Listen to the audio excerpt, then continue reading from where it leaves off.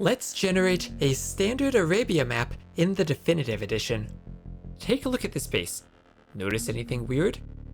Well, if we draw a cross over the town center, then we see that all of the resources spawn on these lines. We can go around and look at the other bases. They all have the same issue as well.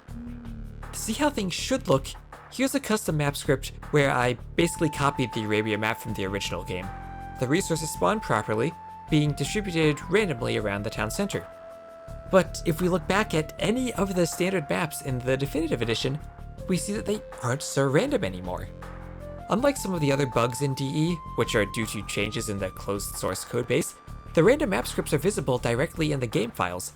So let's take an in-depth look and understand what's causing this bug. First, we'll look at the standard Arabia map from the original game, just to understand how things worked before the developers attempted to make changes. Almost all of the maps share a land resources file where the player resources are specified. In the object generation section of the map script, we can see how resources such as gold mines are placed. They are placed for each player and are given a minimum and maximum distance at which they can spawn. To demonstrate these min and max distances, it's llama time. We'll create 9,999 llamas and fill up a distance at 10 to 12 tiles from the town center, which is the original distance used for the starting 4 sheep. Notice something about this spawn. The distance is not measured as a circle, but rather as a square. This pattern led to the old annoyance of getting diagonal sheep, which were as far away from the town center as possible. But for the most part, the standard method of placing resources works very well. Occasionally there can be issues where resources don't spawn in or get trapped too close to other resources and become inaccessible. And from reading the patch notes, it seems like the Definitive Edition is attempting to get rid of these issues. The generation of player gold, stone, and other resources has been further adjusted to prevent resources from overlapping or appearing stuck. So, good idea, but the problem lies with the implementation. The map files for DE, like the ones for the original, all share a common file where the resources are specified. Changes to this file affect basically all standard maps, and the object generation code in this file underwent a major overhaul. Objects now use the find closest command. Let's read this command's official documentation. This can be used under object generation to force an object to be placed on the closest available tile to the player's center, depending on other specified conditions. Now remember how the min distance specified a square around the town center? Well, what's the closest point on a square to the center of it?